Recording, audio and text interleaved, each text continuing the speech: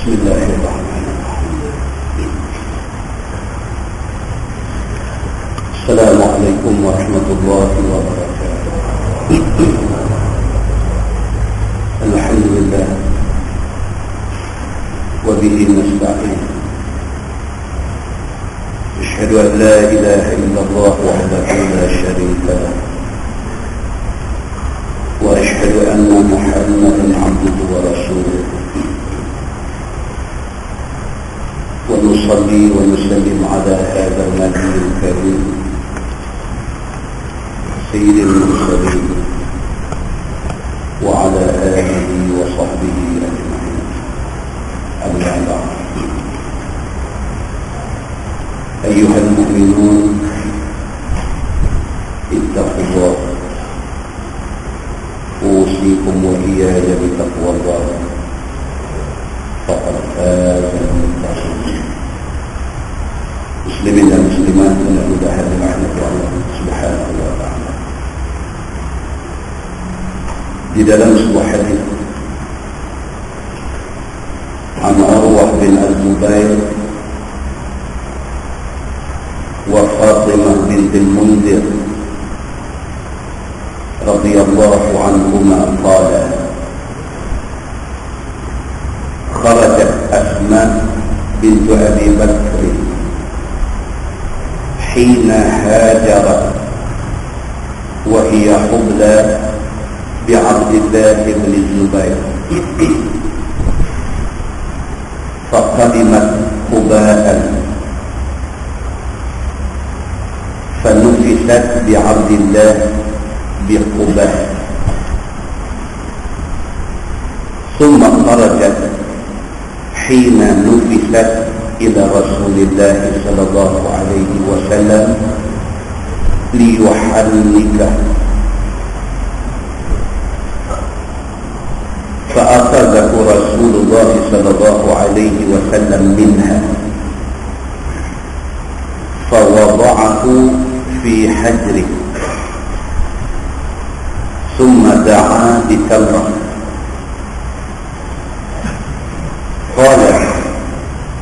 قالت عائشة: فمكثنا ساعة نلتمسها قبل أن نجدها، فمضغها ثم بصقها فيه، فإن أول شيء دخل بطنه لريق رسول الله صلى الله عليه وسلم. ثم قالت أسماء: ثم مسحه وصلى عليه وسماه عبد الله. ثم جاء وهو ابن 7 سنين أو 8 ليبايع رسول الله صلى الله عليه وسلم، وأمره بذلك الزبير، فتبسم رسول الله صلى الله عليه وسلم حين رآه مقبلا إليه، ثم بايعه، أو كما قال. hadis sahih riwayat Imam Muslim. Daripada Urwah bin Az-Zubair dan Fatimah bintil Munzir radhiyallahu anhuma, kata mereka, kharajat Asma bint Abi Bakr hina hajarat wa hiya hubla bi Abdullah bin Zubair.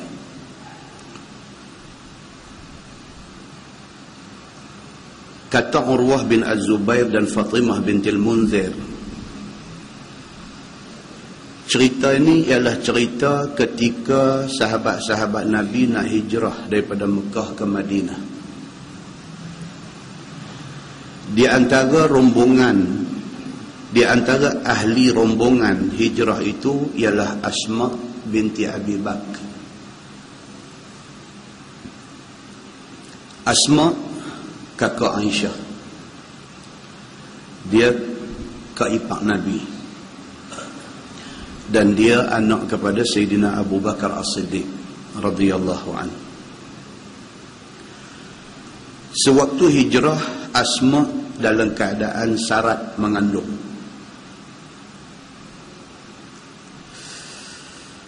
Faqadimat Quba'an, apabila mereka sampai di Quba. Quba ni pintu masuk daripada Mekah nak main Madinah. Mereka akan tempuh Quba, dan Quba itu pintu masuk ke Madinah. Nabi pun mai ikut tu. Dan Nabi bila hijrah Mekah ke Madinah, Nabi sampai di Quba, Nabi buat masjid. Dan masjid itulah masjid yang mula-mula dibina oleh Nabi SAW lepas Nabi hijrah ke Madinah, dan sampai hari ini ada. Masjid itu ialah Masjid Quba.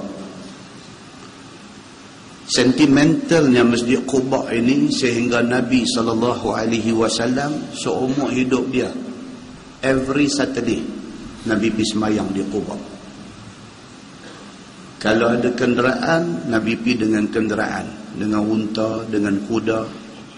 Kalau tidak ada kenderaan, Nabi berjalan kaki. Nabi akan pergi ke Quba setiap Sabtu untuk sembahyang.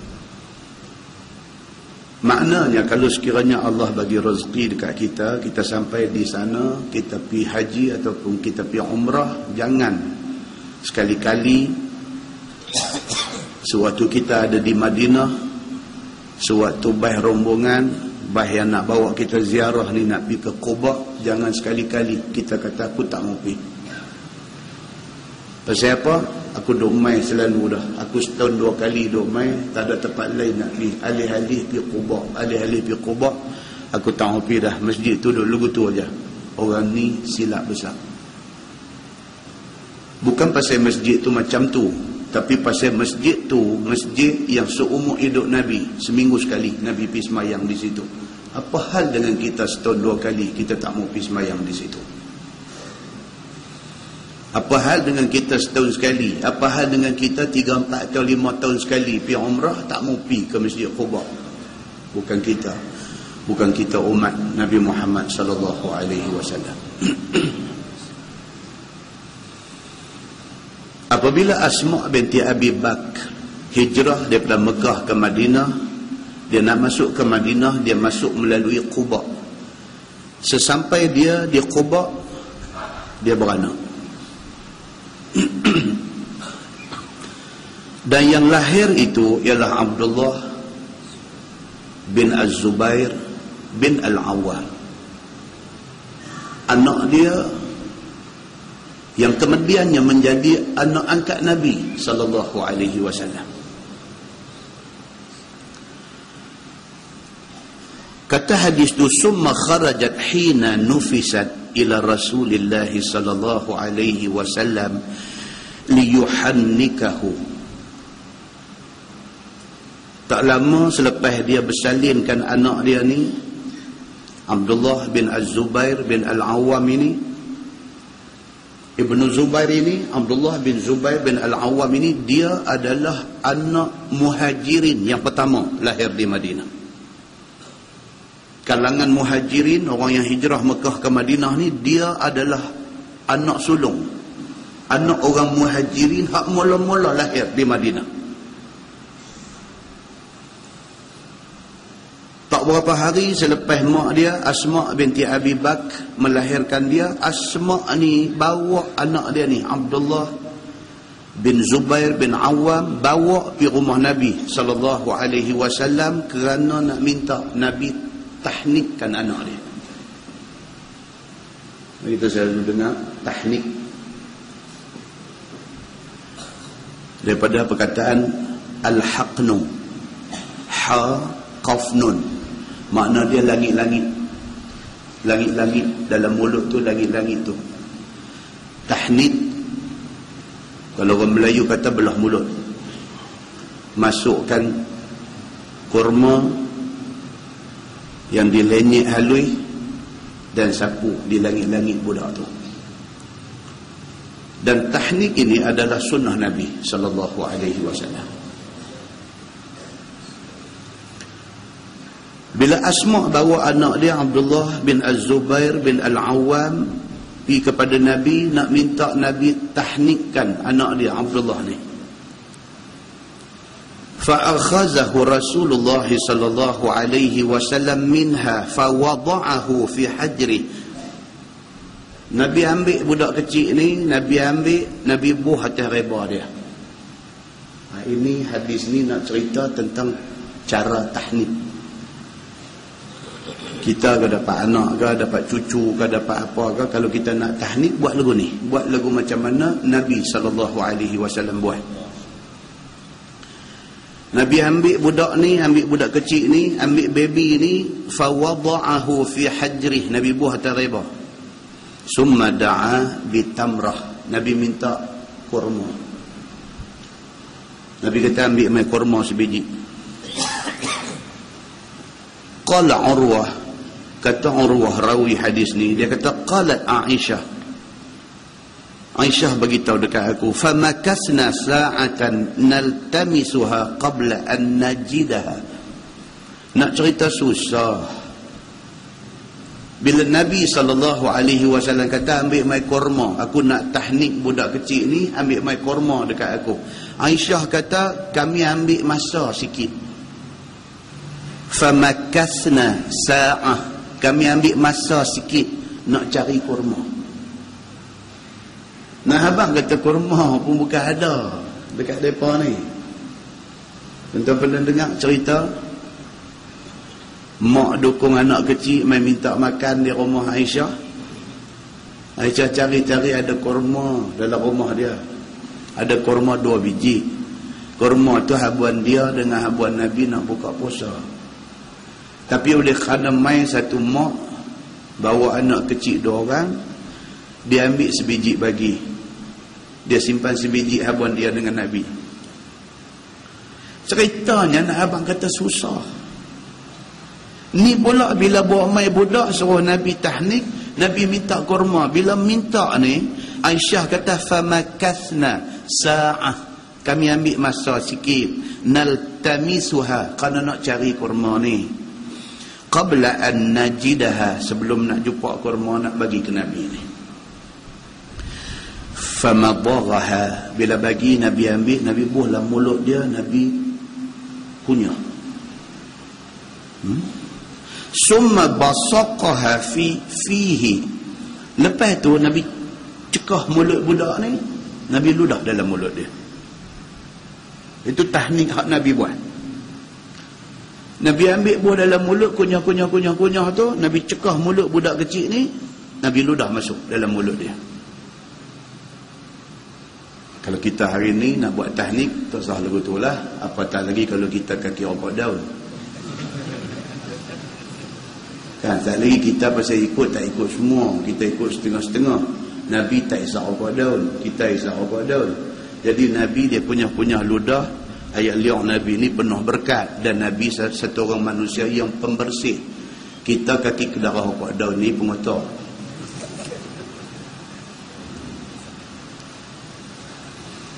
Nabi kunyah-kunyah, summa basaqaha fihi, Nabi cekah mulut, Nabi ludah dalam mulut Abdullah bin Az-Zubair bin Al-Awwam. Kata Aisyah, fa inna awwala shay'in dakhala batnahu lariqu Rasulillah sallallahu alaihi wasallam. Aisyah kata makanan hak mula-mula masuk dalam perut Abdullah bin Zubair bin Awam ini adalah air liur Nabi. Itu dia. Berkatnya budak ni. Benda hak mula masuk dalam perut dia lain daripada susu mak dia. Ialah air liur Nabi sallallahu alaihi wasallam yang penuh berkat. Summa qalat Asma pula kata, mak budak ni, dia kata summa masahahu, Nabi lepas dah kunyah, dia luah masuk dalam mulut budak ni, dia sapu kepala budak ni. Anak abang ke kita kata Nabi ni penyayang, dia sayang ke budak-budak. Kita dah cerita sayang Nabi ke budak-budak ni tengah khutbah.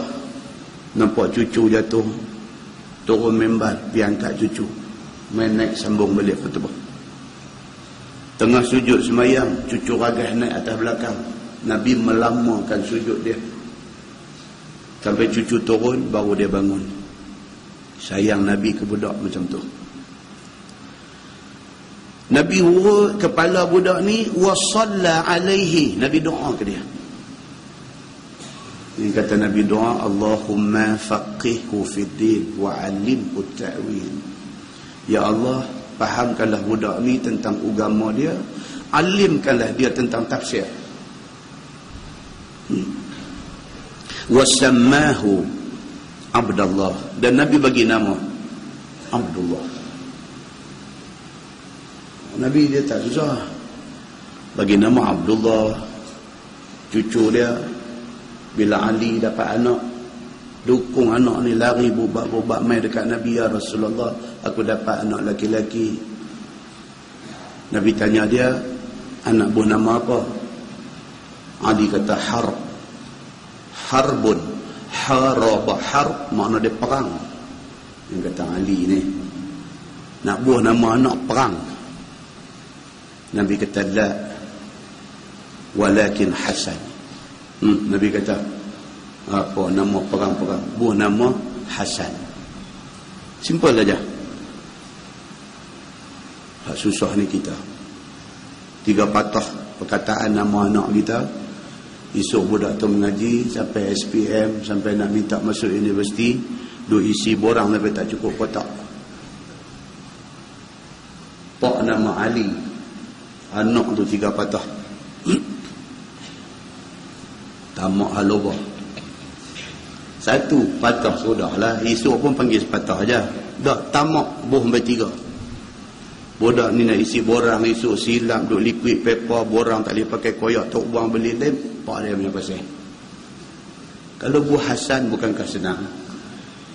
Makna pun baik, nama pun nama yang disukai oleh Nabi sallallahu alaihi wasallam. Nabi ambil budak ni, Nabi reba, Nabi minta kurma, lepas tu Nabi kunyah-kunyah-kunyah, Nabi cekah mulut, Nabi ludah masuk. Sampai mak dia kata, benda yang mula-mula masuk di dalam perut budak ni ialah ayat li'ah Nabi. Kemudian mak dia kata, summa masahahu, Nabi urut kepala budak ni, wa salla alaih. Kemudian Nabi doa ke dia, wa sammahu Abdullah. Nabi kata, namakan budak ni Abdullah. Summa jaa wa huwa ibnu 7 sinin atau 8. Bila umur dia, bila umur Abdullah bin Az-Zubair bin Al-Awwam ini sudah 7 ataupun 8 tahun. Bila umur dia sampai umur 7 ataupun umur 8 tahun, jaa, dia mai kepada Rasulullah sallallahu alaihi wasallam liyubai'a, untuk nak bai'ah kepada Nabi sallallahu alaihi wasallam. Baru umur 7, baru umur 8, kenal dah Nabi sallallahu alaihi wasallam, mai di depan Nabi, bai'ah depan Nabi, janji akan jadi orang Islam, akan berjuang untuk Islam, akan bersama dengan Nabi untuk menegakkan Islam. Umur 7 tahun. Kata hadis ni, wa amarahu bidzalika Zubair, yang suruh dia pergi jumpa Nabi, bai'ah depan Nabi tu siapa dia? Pak dia, Az-Zubair bin Al-Awwam. Siapa pak dia ni tuan-tuan? Yang kata Az-Zubair bin Al-Awwam, siapa dia ni? Dia salah seorang daripada Al-Asharah Al-Mubashiruna bil Jannah. Dia salah seorang daripada 10 sahabat yang Nabi kata garanti syurga tanpa hisab. Pak dia. Mak dia siapa? Mak dia Asma, anak Sayyidina Abu Bakar As-Siddiq. Pak angkat dia siapa? Pak angkat dia Nabi sallallahu alaihi wasallam. Pak dia yang kata Az-Zubair bin Al-Awwam ni siapa? Dalam sebuah hadis riwayat daripada Jabir radhiyallahu anhu, dia kata qala Rasulullah sallallahu alaihi wasallam, inna likulli nabiyyin hawariyya wa inna hawari Az-Zubair bin Al-Awwam. Atau kama qala, hadis sahih riwayat Al-Bukhari. Nabi SAW kata, inna likulli nabiyyin hawariya. Setiap orang Nabi yang Allah bangkitkan, yang Allah lantik atas muka bumi ni, dia akan ada orang yang tolong dia.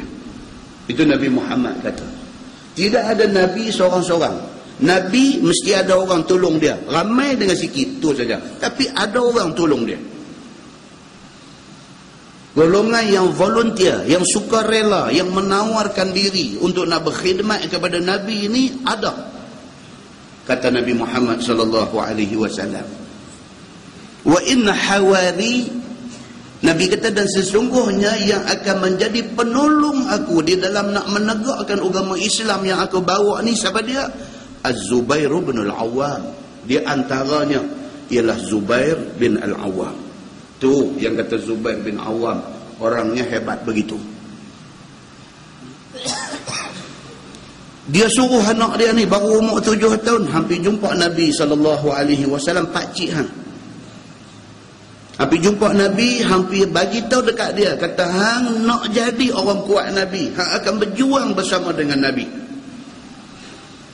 Budak baru 7 tahun jalan pergi dekat Nabi. Kata hadis ni, fatabassama Rasulullah sallallahu alaihi wasallam hina ra'ahu muqbilan ilaihi. Nabi senyum bangga apabila melihat budak 7 tahun main nak jadi orang kuat dia. Nabi senyum bangga apabila tengok budak kecil reti tentang kebenaran dan nak mendokong kebenaran itu. Summa baya'ahu, kemudian dia bai'ah di depan Nabi sallallahu alaihi wasallam. Muslimin dan muslimat yang dirahmati Allah sekalian. Cuma yang kesian, yang sedihnya, semalam kita baca hadis cerita tentang nasib dia. Nasib yang menimpa Zubair, yang menimpa Abdullah bin Az-Zubair bin Al-Awwam. Apa jadi ke dia? Dia ditimpa nasib tidak baik ketika dia menjadi gubernur yang menjaga Makkah. Ketika dia menjadi gubernur menjaga Makkah, mau angkat dia Aisyah, isteri Nabi, bagi tahu dekat dia. Riwayat daripada Abdullah bin Az-Zubair, dia kata, haddatsani Aisyah anna Rasulullah sallallahu alaihi wasallam qala laha laula an qaumaki hadithu ahdin bil jahiliyah la hadamtul Ka'bah wa ja'altu laha babaini. Qala falamma malaka ibn Zubair hadamaha wa ja'ala laha babaini, atau kama qala, hadis sahih riwayat At-Tirmizi. Aisyah radhiyallahu anha, isteri Nabi yang juga mau angkat kepada dia Abdullah bin Zubair bin Al-Awwam. Aisyah kata dekat dia, Nabi sallallahu alaihi wasallam kata dekat aku. Aisyah kata Nabi sallallahu alaihi wasallam pernah kata dekat aku, laula an qaumaki hadithu ahdin bil jahiliyah, kalau tidak kerana kaum kamu ni baru masuk Islam, baru tinggal jahiliyah. Nabi kata la hadamtul Ka'bah, aku akan perlai Ka'bah ni. Nabi duduk sembang dengan Aisyah isteri dia, sambil duduk sembang Nabi sebut benda ni. Nabi kata Nabi kata, kalaulah tak fikir ke umat yang duk ada ni baru dengan Islam, aku nak perlai Kaabah ni. Wa ja'altu laha babaini, aku nak buat Kaabah ni macam mana Nabi Ibrahim buat dulu. Kaabah yang dibina oleh Nabi Ibrahim alaihissalam, Kaabah tu bukan 4 segi, dia bujung sekali dengan Hijr Ismail. Dia tak ada laluan tengah, boleh duduk masuk kok ni tu, lengkok Hijr Ismail tu bercantum. Bahkan Kaabah itu mempunyai dua pintu. Satu pintu hak rapat dengan Hajar Aswad, satu lagi bertentang dengan dia, rapat dengan Rukun Yamani. Dan pintu tu pula tidak tinggi macam hari ni pergi duduk suar tangan, berdiri suar tangan baru sampai di bendui dia. Dulu pintu tu rapat ke tanah. Itu Kaabah yang dibina oleh Nabi Allah Ibrahim alaihissalam. Jibril mai habang dekat Nabi. Nabi Ibrahim dulu buat Kaabah macam tu. Lama Kaabah tu akhirnya repuk relai, akhirnya habis rata, jadi tak ada apa, tinggal foundation dia saja. Quraisy bina balik Kaabah di tapak yang sama, bina balik, buat satu pintu aja. Dan pintu tu tinggi macam ada hari ni. Jadi Nabi SAW apabila Jibril mai habang dekat dia, kata Kaabah dulu hak asal hak Nabi Ibrahim bina macam ni, bukan hak macam duk ada lah ni. Nabi ni duk bercita-cita dalam hati. Nabi bercita-cita kalau boleh dia nak buat Kaabah tu macam Nabi Ibrahim buat dulu, tak macam ada ni. Maka dia luah hasrat hati dia tu dekat Aisyah. Dia kata laula an qaumaki hadithu ahdin bil jahiliyah, kalau tidak kerana fikir umat hadu ada ni baru dengan Islam, aku nak perlai lahadamtul Kaabah, aku nak perlai Kaabah ni, aku nak buat balik macam Nabi Ibrahim punya dulu. Aisyah habaq dekat Abdullah bin Zubair bin Al-Awwam, itulah dia kata hasrat Nabi yang tidak kesampaian. Sampai Nabi wafat, Kaabah dulu betul lah. Kata hadis ni, falamma malaka bin Zubair, apabila Abdullah bin Zubair bin Al-Awwam dia naik jadi governor memerintah Makkah, hadamaha, bila dia teringat balik apa yang Aisyah kata, dia nak buat bagi macam mana yang Nabi mau tu. Pasal apa? Pasal dah lama, sepatutnya orang dah tak jadi macam yang Nabi bimbang dulu. Maka Abdullah bin Az-Zubair bin Al-Awwam dia pergi palai Kaabah tu, dia nak buat, dia buat balik, nak ikut macam mana yang Nabi mau, iaitu Kaabah yang dibina oleh Nabi Ibrahim alaihissalam. Wa ja'alaha babaini, dan dia menjadikan Kaabah tu dua pintu, sebiji macam yang Nabi Ibrahim buat. Tindakan Abdullah bin Az-Zubair bin Al-Awwam buat benda tu menyebabkan Hajjaj bin Yusuf As-Saqafi yang pada masa itu menjadi governor di Basrah, Kufah,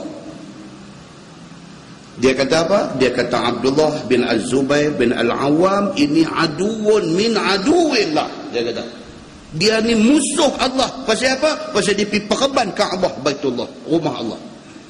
Dia main dengan pasukan tentera dia, dia kepung Mekah. Maka Abdullah bin Zubair bin Awam dipaksa suruh surrender dekat dia. Dia sudah jadi macam tu. Islam sama Islam sudah bergaduh. Macam yang duk jadi di Syria hari ni. Allahu Akbar. Benda tu jadi hal. Tak boleh kan mai tanya dulu pasal faham buat lagu ni. Aisyah pun duk hidup lagi, apa semua duk ada lagi, tanya. Dah hantar tentera mai terus bagi kata dua kepada Abdullah bin Az-Zubair bin Al-Awwam. Bagi aku, dia kata, hang aduun min aduillah, hang musuh daripada musuh Allah. Akhirnya apa jadi? Abdullah bin Az-Zubair bin Al-Awwam ditangkap oleh Hajjaj bin Yusuf As-Saqafi dan nak dijatuhkan hukum bunuh. Masa dia nak dijatuhkan hukum bunuh, dia ketak juga. Dalam hadis cerita, mak dia Asma binti Abi Bakr yang pada masa itu tua dah. Asma mai kata dekat dia, pasal Hajjaj kata kat dia, aku akan bunuh hang, lepas tu aku akan salib mayat hang, aku akan letak di dinding Kaabah, dan aku pergi pacak di kawasan perbukitan, di kawasan tanah tinggi, so semua orang tengok. Ini balasan yang akan kena kepada orang yang menentang Allah dan menentang aku. Dia bergoyang sikit. Asma mai kata dekat dia, mak dia, Asma' mai kata dekat dia, sakit mati sekali saja. Mak dia kata dia, Masya Allah. Mak dia mai kata dekat dia, sakit mati sekali saja. Lepas hang mati, dia buat apa pun tidak ada sakit bagi hang lagi. Lawan dan dia kalah dan betul mayat dia disalib. Semalam kita baca hadis riwayat Imam Muslim cerita tentang benda ni.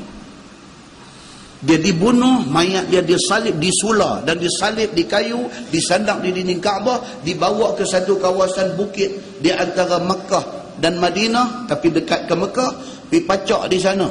Siapa lalu boleh tengok mayat tu terkulai di kayu ni. Sehinggalah kemarin kita baca hadis Abdullah bin Umar bin Al-Khattab, anak Sayyidina Umar Al-Khattab. Dia duk elak tak mau lalu kawasan tu, pasal dia tak gamak nak tengok ni anak angkat Nabi ni. Tak boleh elak. Satu hari dia lalu, dia sampai di situ, dia kata, Assalamualaikum Aba Khubayb. Itu gelaran kepada Abdullah bin Zubair bin Awam, Abu Khubayb. Abdullah bin Umar bin Al-Khattab ataupun Ibnu Umar, anak Sayyidina Umar Al-Khattab, mai bila sampai di depan pancang kayu mayat ni, dia kata, Assalamualaikum ya Aba Khubayb. 3 kali dia bagi salam. Lepas itu dia kata, wallahi laqad kuntu anhaka an haza. Demi Allah aku dah larang hang benda ni. Dia piluh hati, isi hati dia. Demi Allah aku dah larang hang benda ni. Terus ada lawan dengan Hajjaj ni. Tak menang kalau lawan dengan dia. Tapi hang lawan dia juga, dia kata. Dia duduk cakap di depan mayat ni. Ibnu Umar duduk bercakap dekat dia. Dia kata, wallahi in kunta ma'alimtu sawaman qawaman wasulan lirrahimi. Demi Allah, dia kata, aku kenal hang. Ni duduk cakap depan mayat ni. Demi Allah aku kenal hang. Hang tidak lain melainkan sawaman, satu orang yang kuat puasa sunat. Qawaman, satu orang yang kuat berdiri semayang malam. Dahang ni wasulan lirrahimi, satu orang yang cukup jaga silaturahim. Hang orang baik. Hang satu orang manusia yang beranak mai daripada benih seorang sahabat yang dijamin syurga. Hang anak angkat Nabi. Hang membesar dalam rumah Nabi. Aku tak boleh tengok hang mati macam ni. Macam ni punya sedih Ibnu Umar ni. Lepas dia cakap-cakap macam tu, dia pergi. Ni hadis malam kita baca. Berita dia pergi bercakap di depan mayat Ibnu Zubair ni sampai dekat Hajjaj. Orang pergi report dekat Hajjaj satu-satu. Ibnu Umar ni nama besar. Bila dia pergi, Hajjaj pun ada goyang sikit. Dia pergi habaq word by word apa yang Ibnu Umar kata di depan mayat Ibnu Zubair. Dia dengar macam tu, dia arah orang dia pergi buat turun mayat daripada kayu tu, tapi pergi lempak di kubur Yahudi. Oh, jahat semua dia ni. Pergi lempak mayat anak angkat Nabi ni di kubur Yahudi. Fa'ulqiya fi quburil Yahud, dalam hadis kata, dicampakkan mayat ini di kubur Yahudi. Muslimin dan muslimat yang dirahmati Allah sekalian. Begitu akhir hidup dia. Tuan-tuan, kita tengok balik 2 hadis yang kita baca, 3 hadis yang kita baca ni, kita, tuan-tuan, pengorbanan sahabat ni besar sekali. Mereka ni nak pastikan Islam mai ke kita hari ni, mereka macam ni punya lalu. Patutkah kita hari ni terima Islam buat lebih kurang? Itu persoalan dia. Kita hari ni terima senang ni. Bukan ada apa, satu masalah tak ada, satu ugutan tak ada, siapa main duk apa kat kita, hang nak ambil tak mau ambil, itu aja. Tu pun tak mau. Bukan ajak pergi perang, bukan ajak pergi berjuang, ajak main mengaji, tak mau. Tak mau ke Islam ni, seolah-olah Islam ni satu benda tak ada harga. Sedangkan sahabat Nabi jual nyawa untuk Islam. Muslimin dan muslimat yang dirahmati Allah sekalian. Hajjaj lepas dah dia buat macam tu, dia pergi cari Asma binti Abi Bakr, mak kepada Abdullah bin Zubair bin Awam. Tak habis lagi jahat dia ni, tak habis lagi. Dia pergi cari Asma ni. Dia hantar orang dia pergi rumah Asma, kata dekat Asma ni, la ta'tiyanni au la ab'asanna ilaiki man yashabuki biqurunik. Dia bagi kata dua dekat Asma ni, hang mai serah diri pegang kaki aku, atau ku hantar orang aku pi heret rambut hang mai di depan aku. Wah, hal dengan dia ni. Jawab Asma binti Abi Bakr yang kata kau angkat Nabi, yang kata anak Sayyidina Abu Bakar ni. Dia jawab apa? Dia kata, demi Allah aku tidak akan pergi ke hang. Hajjaj naik kuda pergi di rumah Asma. Bila sampai di rumah Asma ni, dia kata baik, dia kata aku nak tanya hang, kaifa ra'aitini ma sana'tu bi'aduillah. Dia kata hang nak kata apa dekat aku lah ni, atas tindakan aku dekat anak hang yang menjadi musuh Allah ni. Oh, dia jahat semua. Dia dah bunuh hamba Allah ni, anak angkat Nabi. Dia pergi cari mak kawan ni pula, dia pergi kata lagu tu pula, aku bunuh anak hang ni, aku ni bunuh anak hang. Anak hang ni aduillah, anak hang ni musuh Allah. Hang nak kata apa kat aku? Asma jawab dekat dia, aku tidak nampak lain melainkan aku nampak dua benda. Satu orang yang telah memusnahkan dunia, satu orang. Hang memusnahkan dunia anak aku. Anak aku governor di Mekah. Hang musnahkan kerajaan dia. Hang musnahkan kedudukan dia. Hang musnahkan nama baik dia. Hang satu orang manusia yang memusnahkan dunia anak aku.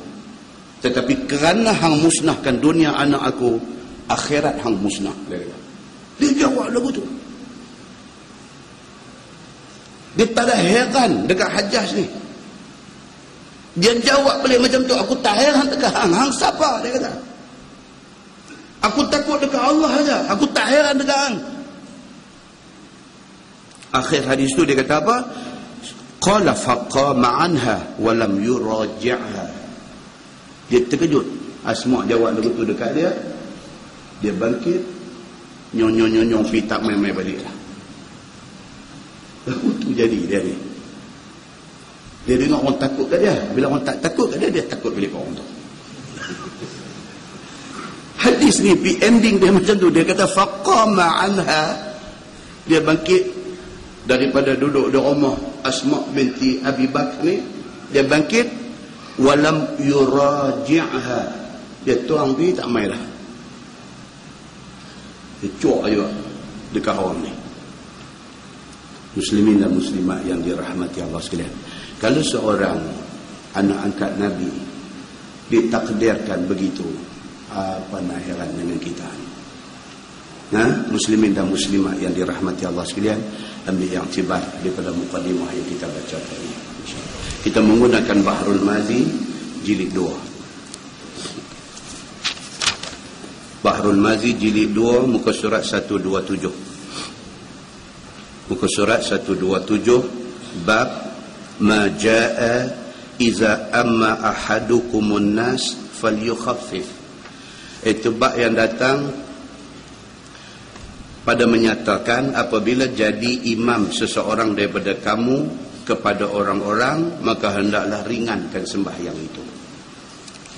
Bila kita naik jadi imam sembahyang fardu, jangan dipanjang-panjangkan sembahyang itu.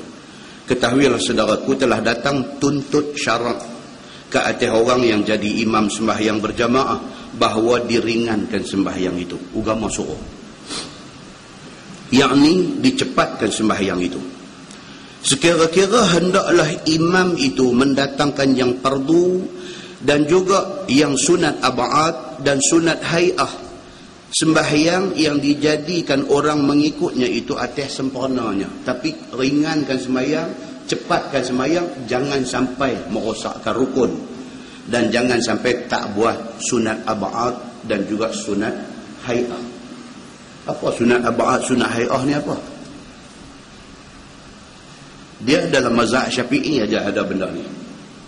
Ada sunat ab'ad dengan sunat hay'ah.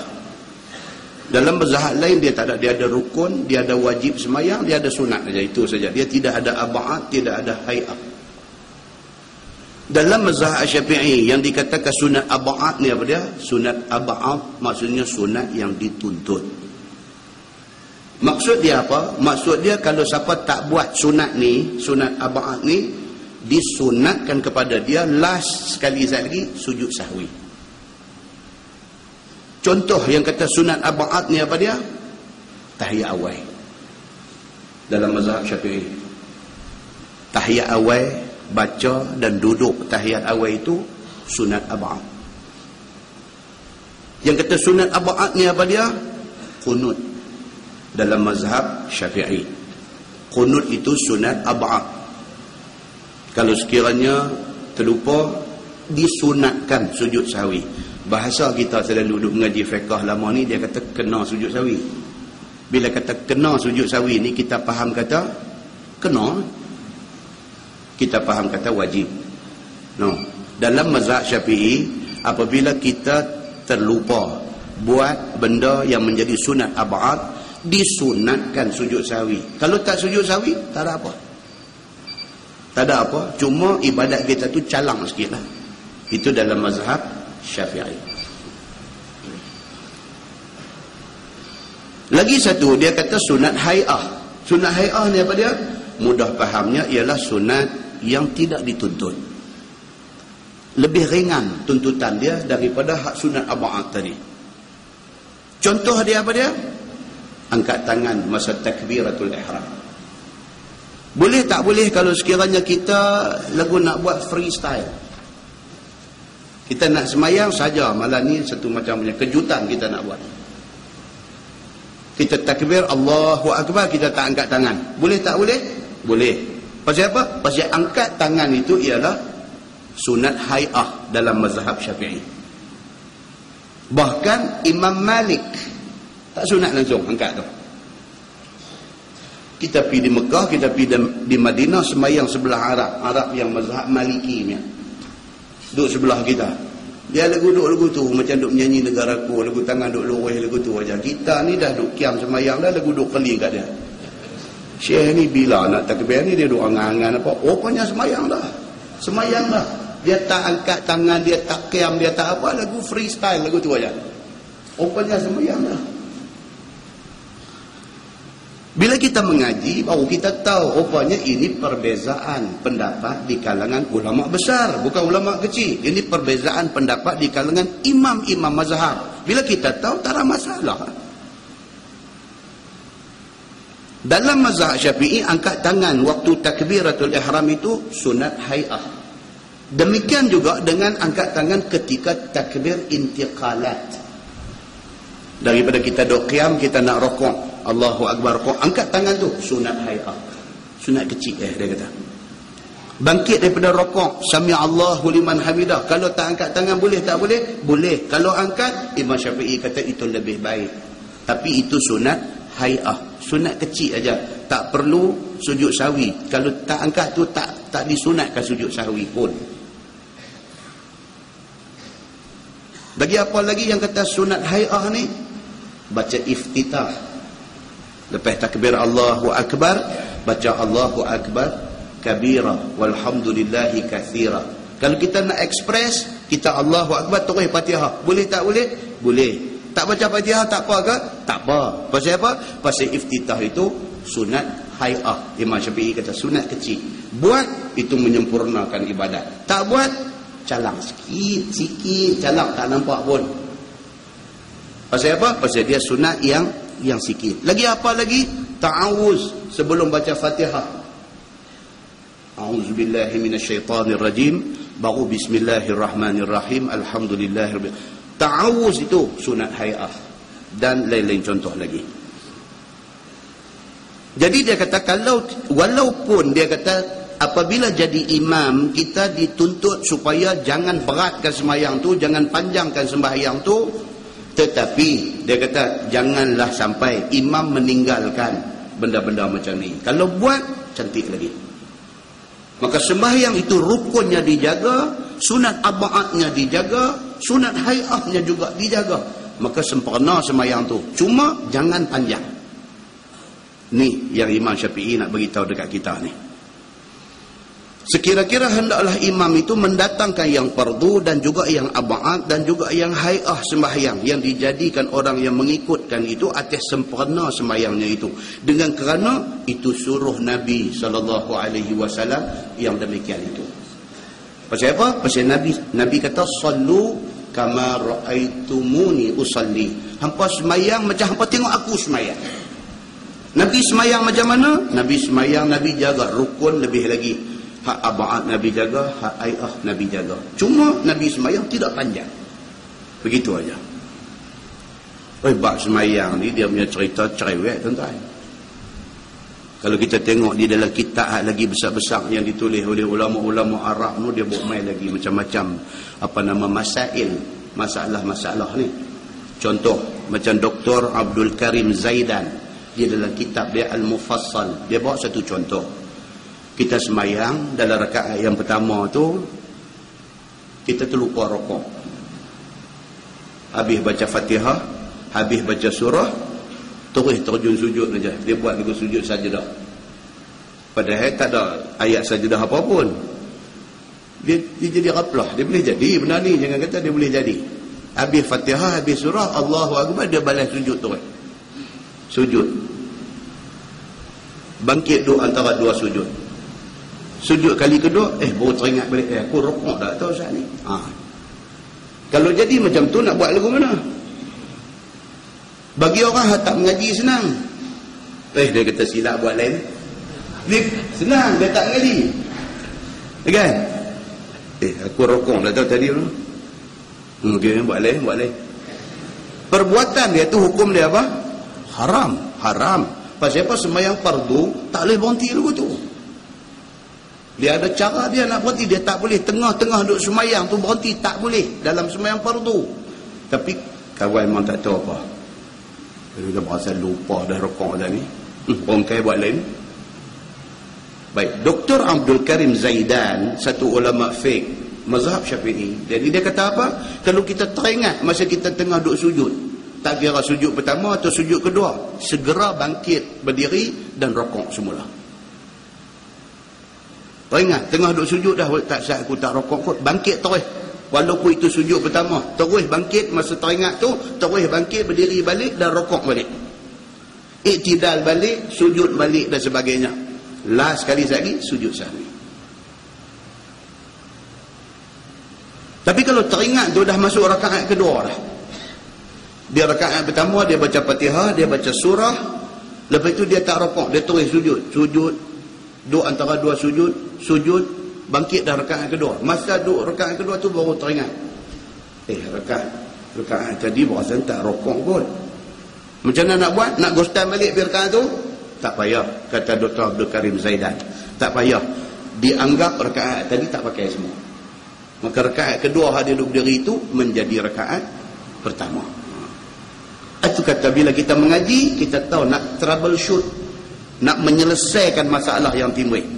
Disitulah keutamaan kita mengaji ini. Ini benda-benda yang timbul di dalam bab-bab semayang ni. Macam yang berlaku kepada Nabi SAW. Dalam hadis cerita Nabi sembahyang sya'rawi, sama ada zuhur atau asar. Pokok pangkalnya Nabi sembahyang 2 rakaat. Yang sepatutnya tahiyat awal, tiba-tiba Nabi bagi salam, terus balik rumah. Kita dah cerita dah itu. Sahabat-sahabat pakai duduk bersama ni, macam mana cerita ni jadi doa ni? Sebahagian kata wahyu baru turun kok, jadi doa aja. Kan? Pasal apa? Pasal takkan Nabi lupa kok. Nabi mesti dia tak macam kita. Kita kuatlah lupa, Nabi tak mungkin lupa. Mesti wahyu baru turun ni dia nampak nak bagi ringan kita. Duduk sembang lagu tu. Nabi balik rumah tepi masjid. Makam Nabi lah ni. Masjid tu Raudhah lah ni. Nabi duduk lah rumah, duduk dengar, duduk bunyi ngungang, Nabi keluar main. Nabi kata ada apa hal ni? Bila tanya ada apa hal, semua pakat tunduk bawah. Hormat Nabi. Takkan nak kata ya Rasulullah tadi tuan silap. Takkan kot. Jadi masing-masing Abu Bakar As-Siddiq ada, Umar Al-Khattab ada, Osman bin Affan ada. Kerana respect dekat Nabi ni, terbuku, tak boleh nak bercakap. Zulyadain bercakap. Dia kata, ya Rasulullah, tadi tuan sembahyang 2 rakaat. Dan Nabi kata, dah 4. Zulyadain kata, dah 2. Nampak? Terlupa. Lupa Nabi itu bukan macam lupa kita. Kita raplah. Nabi lupa tu apa? Ditakdirkan Allah Nabi lupa supaya menjadi pengajaran kepada kita ni. Bila jadi kat kita, kita tahu nak buat macam mana. Nabi tanya sahabat lain, betul ke aku semayang 2? Baru pakai angguk. Betul ya Rasulullah. Nabi terus pergi balik dekat sejadah dia, tempat imam dia. Nabi sambung lagi 2. Dan Nabi sujud sahwi. Hadis itu hadis sahih. Perbincangan fiqh panjang lebar tentang hadis itu. Imam Syafi'i dia kata itu khusus untuk Nabi saja. Kalau untuk kita hari ini, Imam Syafi'i kata, untuk kita hari ini kalau dah macam tu pergi duk tanya hang aku apa semua, mayang lain. Imam Syafi'i kata. Imam Ahmad bin Hanbal kata no. Kalau itu hadisnya, maka itulah yang kita kena ikut. Itu beza pendapat di kalangan ulama. Muslimin dan muslimat yang dirahmati Allah sekalian. Jadi bila jadi imam ni, dia kata walaupun disuruh cepat, tapi jaga rukun, hak sunat-sunat yang patut dibuat jangan ditinggalkan. Dia kata. Sebagaimana hadis yang dikeluarkan oleh Imam At-Tirmizi, kata dia an Abi Hurairah radhiyallahu anhu anna Nabi sallallahu alaihi wasallam qala, diriwayatkan daripada Abi Hurairah radhiyallahu an, katanya Nabi sallallahu alaihi wasallam bersabda, Nabi kata iza amma ahadukumun nas falyukhaffif. Nabi kata apabila jadi imam sembahyang berjemaah kamu kepada orang ramai, maka hendaklah ringankan sembahyang itu. Itu Nabi pesan. Simple punya pesanan, clear, mudah untuk dipahami. Bila jadi imam, jangan beratkan sembahyang itu. Maka janganlah pada masa menjadi imam itu seolah-olah nak menunjukkan warak. Dia kata, masa itulah kita nak test kita punya. Jangan macam tu. Dia kata tak bagus. Ataupun sukakan pandang orang yang kamu kuat taat. Masa tu nak tunjuk ke orang kita hafal ayat Quran banyak misalnya.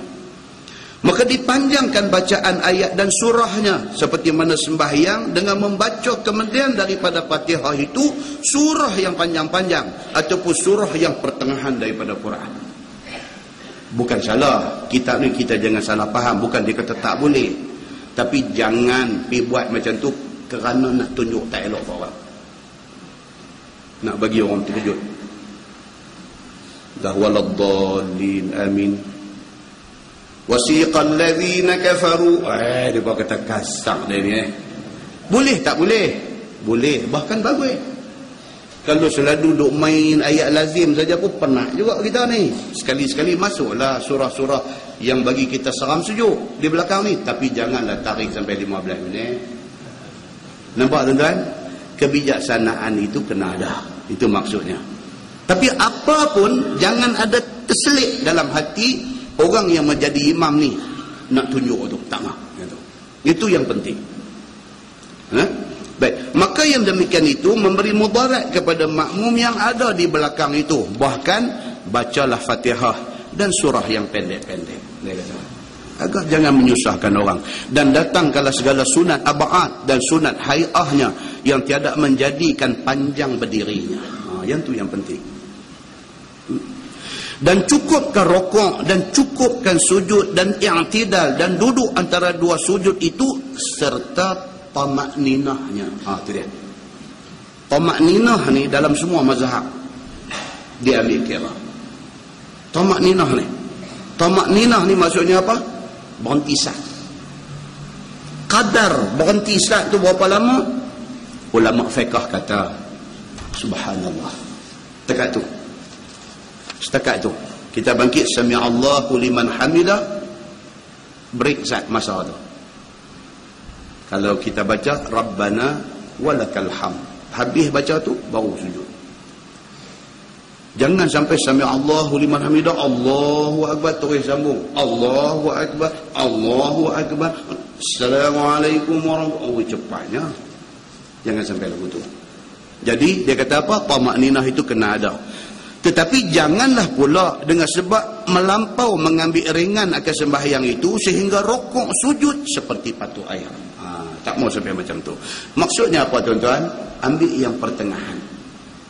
Islam ni dia bila boleh begitu je. Wa khairul umur awsatuha. Sebaik-baik perkara itu ambil yang intermediate. Ambil yang sederhana. Yang pertengahan. Lebih sangat pun tak mau, lambat sangat pun tak mau. Pendek tapi menarik. Cukup. Kerana apabila telah tetap di dalam sembahyang itu tiada tamak-ninah daripada bacaan yang fardu, nescaya tiada sah sembahyang itu. Kalau tamak-ninah tak ada, sembahyang tak sah. Pentingnya tamak-ninah itu. Maka hendaklah ringankan sembahyang itu. Sekira-kira jangan membawa kepada membatalkannya. Dia suruh cepat, tapi jangan cepat sampai tak ada tamak-ninah. Kerana tak ada tamak-ninah itu batal. Dia nak buat yang tu. Dan jangan pula membawa kepada panjang dan lama yang memberi mudarat kepada makmum. Demikianlah yang ditegah oleh Nabi SAW. Antara dua tu, jangan lambat sangat dan jangan terlalu cepat sampai membatalkan sembahyang. Maka adalah sebab ditegah oleh Nabi SAW itu ialah kerana beberapa illah. Dia kata ada beberapa sebab yang Nabi larang duk buat lambat sembahyang bagi lama-lama ni.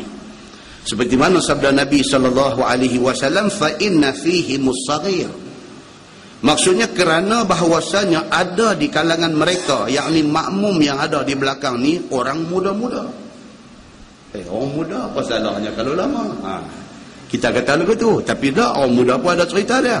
Maka orang muda itu adatnya ialah yang disuruh oleh keluarga di rumah daripada ibu ataupun saudara dan sebagainya untuk nak menyempurnakan hajat daripada mencari makanan ataupun cari ubat sakit demam ataupun nak ambil suatu benda yang jauh dan sebagainya. Pasal orang muda ni biasanya kerja dia apa? Kerja dia pergi kedai.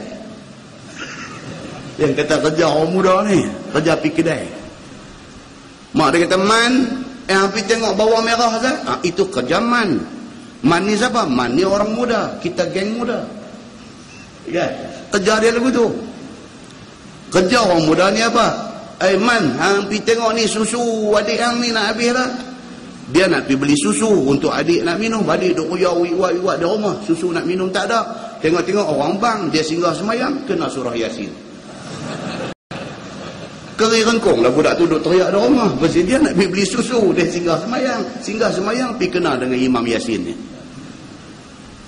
Ini hal orang muda. Kita duk baca Qur'an, kita duk baca orang muda. Apa masalahnya? Beralih tengok semua kemas elok ni, kita pun surah panjang sikit. Dia nak pergi kedai, nak beli susu. Pasal apa? Pasal itu kerja orang muda. Kacau lah. Dia kata, dan orang muda-muda itulah yang cergas menyempurnakan apa perkara yang perlu di atas kehidupan dunia. Orang muda lah nak kena buat apa pun. Kira. Tapi masjid-masjid mana pun hadut jadi tenaga kerja ni, kebanyakannya orang muda, dan sepatutnya orang muda. Kadang-kadang kita pun takut, tapi satu masjid tu tengok semua veteran ada buat kerja, kita pun tak ada orang muda ke kampung ni. Semua veteran ya, hampir jaga parking pun veteran, apa semua veteran kita je. Mana dia ni orang muda ni? Kan? Pasal apa? Pasal itu kerja orang muda dan cergas bagi menghilangkan apa perkara yang memberi mudarat. Apa-apa hal pun orang muda lah kenapa ini? Nak buat rukun tetangga dalam kampung ke apa, takkan nak pergi cari kawahan pencen 25 tahun dah ni. Bukan umur 25, pencen dah 25 tahun dah. Suruh dia rukun tetangga. Kawang lintah dengan motor, dia rebah lah. Bukan kawang buat apa kat dia pun. Kawang tak tolak dia pun. Kawang jerkah dia pun dah. Kawang lintah tepi dia mengusir rebah. Apa ambil dia suruh rukun tetangga? Carilah anak cucu dia. Kan? Pasal apa ni? Dia kata ni, pasal orang muda ni cergas bagi menghilangkan perkara yang membawa mudarat. Kalau ada mudarat dalam kampung, hak nak kawal kampung, nak menghilangkan mudarat tu orang muda. Begitu. Maka jikalau dipanjangkan sembahyang itu dan dipanjangkan berdiri sembahyang itu, nescaya jadilah gendala orang muda tu daripada mengerjakan apa-apa kewajipan yang di rumah dan lainnya. Jadi harai habis. Dia main-main kena surah Yasin, dia main-main kena surah Ibrahim, dia main-main jahanam. di rumah jadi kalut habislah. Dan ternanti-nantilah orang yang bertali-mali dengannya atas apa hal yang bersangkut dengannya. Kau wahab pesan suruh beli susu jenuh tunggu. Balik tadi dia kena maki pula. Hampir beli susu kan, hampir buka kelang susu je mereka pergi tajar dia pula. Dia dah lah kena dengan imam ni tadi ni. Balik tu kena maki di rumah pula. Dia tantis lah. Dia kata aku ni duk hangat tak habis lagi. Hampa kata kat aku. Oh, rupanya dia tersangkut di masjid tadi. Sehingga boleh jadi mendatangkan mudarat seperti jatuh kebinasaan atau sakit atau sebagainya. Kan di rumah nu apa emergency ke apa ke, orang abang dia hang keluar kat pi telefon ke apa, pi panggil depa main ni bawa orang tua ni duduk tak duduk rebah nak bawa pergi hospital. Dia singgah sembahyang kena Yasin. Habis arwah terus kontu di rumah. Kan? Dan lagi jikalau muda sekalipun, entahkan di dalam sembahyang itu tiba-tiba datang mau kencing dan berak. Ni orang muda pula. Betul lah dia muda, nampak masa masuk cengil lah. Elok-elok takbir dia perut dia memulai. Dia nak senang perut bukan dia kira tua muda. Kacau tu tak? Kan orang yang biasa pengalaman benda ni sakit. Untuk bayangkan dia pergi kena nak terkencing nak terberak ni, masa bertolak daripada Arafah nak mai ke Muzdalifah, ataupun bertolak daripada Muzdalifah nak pergi ke Mina. Naik bas, duk nampak tempat nak pergi tu, tapi masa nak turun bas jalan pergi tak boleh, nak kena duduk atas bas. Tapi tak sampai, duk nampak tapi tak sampai. Tengok dah sejam, tengok 2 jam, tengok dah 3 jam, tengok dah 4 jam. Perut tu duk memulai-mulai, muka dah biru habis dah. Kawan sebelah sembang pun dia dah sengak tak cakap apa dah. Tengok bulu rumah cerin habis dah. Dia bukan orang tua, kena orang muda pun kena benda tu. Begitulah hal dengan sembahyang. Dia dah takbir semua elok tadi, lepas satu rakaat dia mai.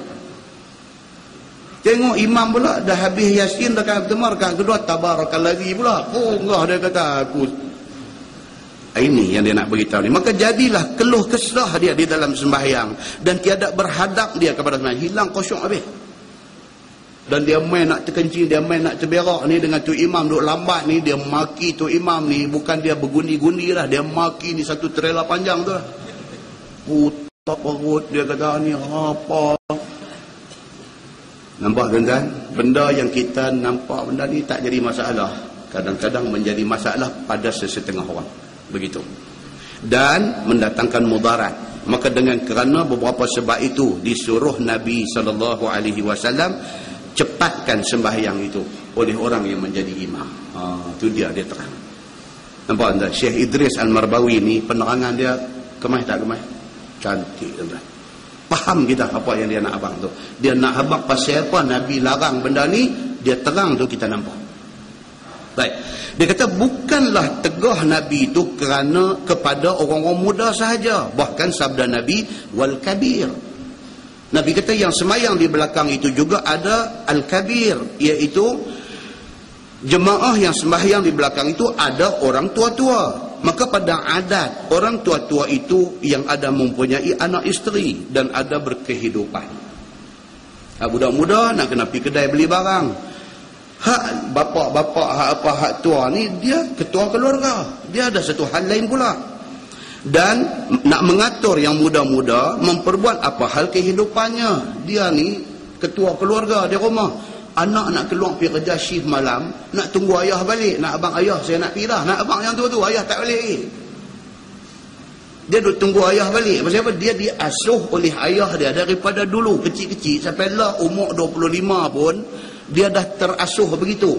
Umur 25 pun dia nak keluar, dia tunggu ayah dulu. Dia kata ayah, saya keluar ayah, saya nak pergi kerja. Dia diasuh begitu. Lagi ayah ni tak balik, lagi tu dia tak keluar, duk tunggu ni. Mak dia kata tak apalah, pergilah sekali mak abang kat ayah. Tak boleh, dia dah diasuh begitu. Dia nak tunggu pak dia balik. Pak ni duk kena Yasin di masjid. Kacau tuan-tuan, kacau. Dan mengatur hal ahwal baginya pada jalan yang beruntung dan jalan yang bertuah kemudian hari. Ini kerja kita sebagai ketua keluarga, orang tua ni, kita yang nak mengatur dalam keluarga kita. Masa depan mereka dan sebagainya kita nak atur.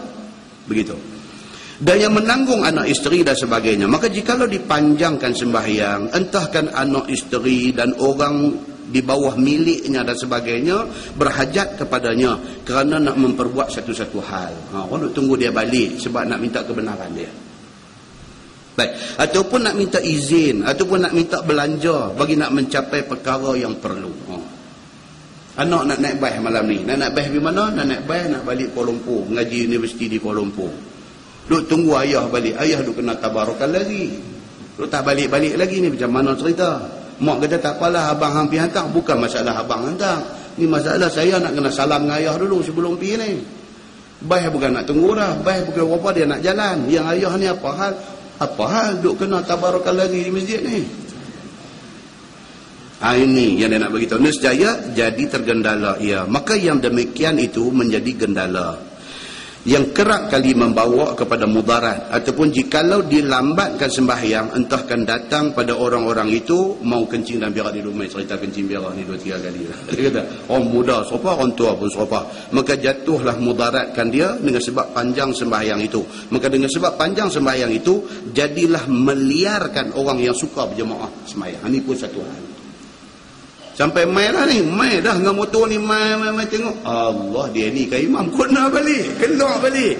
Pasal apa? Tahu dah dia ni kalau naik, paling tak ada pun. Paling tak ada pun. Wassama'i wattariq. Yang tu bagi dia surah paling pendek dia biasa baca. Cantik dia duk mai hal lain lah. Dia mai dah masuk. Pasang telinga dengar ini lah. Oh Allah, syekh ni kah? Kena balik pula. Kawan lain pula rumah, anak pergi mana? Orang baru sembahyang tu. Hampir dia tak. Ni, dia kata apa? Meliarkan orang yang nak main sembahyang. Meliarkan. Yang ni banyaklah bulan puasa ramai lah. Yang ni. Dia main, dia riki dulu. Masjid ni siapa imam. Dia main, dengar suara, dia ni kupi masjid tu. Sampai jadi lagu tu. Dia menyebabkan jadi liang setengah orang. Bukan semua orang macam dia. Masalahnya bukan semua orang macam dia. Dia tak apalah, lagi panjang dia lagi syong. Ni hak ramai ni tak macam dia. Ini yang agama ada pesan beritahu. Maka sabda Nabi SAW, wad-dha'if wal marid. Bahkan di kalangan makmum itu ada di kalangan mereka itu yang dhaif dan orang yang sakit. Dhaif ni macam-macam hal. Dhaif ni sakit pun macam-macam ya ada. Bermula orang yang dhaif itu ialah orang yang dhaif kejadiannya seperti sudah tua sangat. Orang tua sangat dah main sembahyang. Memang dia tak boleh lah berdiri lama, dia terkendon dah bahasa tu. Yang budak-budak muda lah bukan tahu terkendon ni. Wah ya, terkendon daripada duduk berdiri elok tu, tengok dia rendah sikit, tengok lagi dia rendah sikit lagi. Tengok dia tinggal mikrofon dia jadi dia tak ada. Apa dia terkendon. Dia kata terkendon. Orang tua-tua dia mula-mula rakaat pertama takbir nampak lagu okey. Kita duduk belakang dia tengok nampak dia duduk dia ni hidrolik ke apa? Lagu duduk turun. Dia ni kereta Citroen ke apa? Bila tutup enjin dia kanak. Terkendon tu bukan hidrolik, itu terkendon. Itu orang tua. Dia kata, ataupun dia kata bangkit daripada sakit. Dia baru baik sakit. Main masjid, kena Yasin, sakit balik. Tuan-tuan, satu benda kita nak kena ingat. Saya pergi Mekah, Madinah baru ni pun mereka dah sediakan banyak ada kursi-kursi lipat ni dalam masjid. Kemudahan sembahyang duduk ni bukan semua orang. Jaga baik-baik. Kemudahan untuk sembahyang sambil duduk ni. Kan di masjid-masjid ni siap kursi-kursi lipat ni. Kemudahan untuk guna kursi lipat waktu sembahyang fardu ni bukan sewenang-wenang boleh guna. Dia kalau dalam sebab berdiri itu rukun. Dalam semua mazhab berdiri untuk sembahyang fardu itu rukun. Kalau dia mampu berdiri tapi saja dia ambil kursi lipat duduk, sembahyang dia batal. Kalau dia tak mampu berdiri, takat mana mampu kena berdiri. Ini nak kena faham. Ni kadang kita tengok naik takut. Masuk-masuk terus buka kursi duduk ya. Kena berdiri dulu. Kena berdiri dulu takat mana mampu berdiri. Bila dia nak berasa tak boleh, baru duduk. Dan bila dia duduk, kalau dia rasa macam boleh pula, dia kena bangkit. Kalau dia rasa macam boleh, dia dah sedap pula duduk ni, tak payah bangkit. Batal sembahyang dia. Batal. Ini yang kata kemudahan duduk dalam sembahyang fardu. Sembahyang sunat tak apa. Kita saja-saja nak sembahyang duduk, tak apa. Tapi sembahyang fardu mesti kena berdiri selagi mana mampu.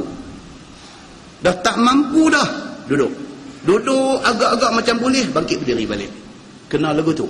Kalau rasa boleh saja tak mau berdiri, batal sembahyang itu. Jangan sewenang-wenang. Oh, kita tengok pergi di Mekah no, duk berjalan ronda bazar beli barang sampai kiri kanan tangan bawa elok, masuk masjid buka bangku lipat, duduk sembahyang. Kita pun nak risau juga dia ni. Bukan pasal apa, takut sembahyang dia tak sah. Pasal berdiri itu rukun bagi yang berkuasa. Muslimin dan muslimat yang dirahmati Allah sekalian. Ataupun dia kata makmum ni kejadiannya kurang kuasa berdiri lama. Ada jenis orang macam tu, dia tak boleh berdiri lama, dia agaklah seminit dua dia ketang lutut. Ni dia ada orang macam ni. Maka apabila dipanjangkan sembahyang jemaah itu, nescaya membawa mudarat ke atas mereka yang seperti ini. Adapun orang sakit itu, seperti orang kena pening kepala ataupun orang yang ada luka di kaki dan sebagainya daripada sakit, maka semuanya itu mendatangkan mudarat ke atas mereka apabila panjang sembahyangnya. Kaki dia luka ke, kaki dia apa ke, saya pergi masjid lalu setang hari. Apa ni pun melawak kasar juga. Masa duk minum tu dia kata, ustaz ni nasihat sikit ni kaki tak semayang ni. Saya tahu buat dia pun kasar tu. Kawan dia lah, kawan dia duk kira orang aktif dalam masjid lah. Ni dia kata ni ustaz nasihat sikit ni kaki tak semayang ni. Kita ni pun senyum, tak kena apa dia kata tu. Rupanya kaki palsu dia tu. Jadi bila semayang dia cabut kaki dia tu, sandang di tepi tu. Jadi kaki tak semayang, dia aja semayang. Saya kata melawak apa macam tu kan. Dia ni pun kena kata ni terus selak kain rak kata tunjuk tu dia kaki daripada lutut ke bawah palsu. Dia kata dia takut ustaz salah faham. Dia kata saya apa pula ni kaki ni tak semayang lah dia kata. Bila semayang saya nanti cabut dia sandang di dinding.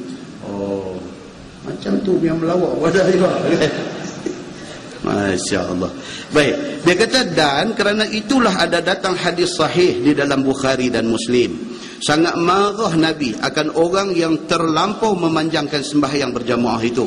Serta sabda Nabi SAW, ada orang kita yang meliarkan orang daripada sembahyang berjamaah kerana dipanjangkan sembahyangnya. Nabi tegur direct.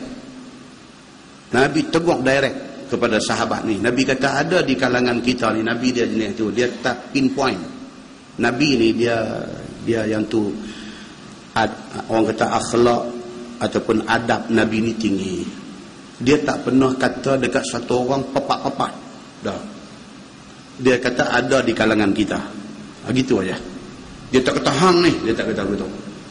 Nabi kata ada di kalangan kita ni bila jadi imam sembahyang, dia kata menyebabkan orang jadi tak mau sembahyang. Itu maksudnya. Kerana dipanjangkan sembahyang itu. Maka apabila jadi imam kamu, Nabi kata hendaklah kamu ringankan sembahyang itu. Begitulah suruh Nabi SAW di dalam sembahyang berjemaah itu. Bersalahan sembahyang fardu ataupun sembahyang sunat seorang diri. Tu Nabi nak abang. Kalau sembahyang seorang, nak baca satu juz pun baca lah. Kita pula sembahyang seorang, inna a'tayna saja. Bila kita main, jadi masa tu lah kita nak ambil panjang. Tak cantik lah. Masa baca sembahyang seorang tu, hang baca satu juz pun baca habis. Dia seorang, dia duk main wal asri lah. Begitu. Maka tidaklah ditegah akan dia. Kalau sembahyang seorang ataupun kita sembahyang sunat, buatlah panjang mana pun, Nabi kata. Bahkan disuruh pula oleh syarak, sebagaimana sabda Nabi SAW, fa iza shalla wahdah falyusalli kaifa syaa. Nabi kata maka apabila sembahyang seseorang kamu seorang diri, maka sembahyanglah sebagaimana kehendak hati kamu. Nabi kata sembahyang seorang ikut suka hang lah nak sembahyang macam mana. Tengok bawah tu dia kata dan telah dikeluarkan hadis oleh Imam Syafi'i di dalam musnadnya dan Imam Bukhari dan juga Imam Muslim di dalam sahih keduanya. Hadis yang seumpama tadi ini ada dalam sahih Bukhari, ada di dalam sahih Muslim, bahkan dalam kitab musnad Imam Syafi'i juga ada hadis itu.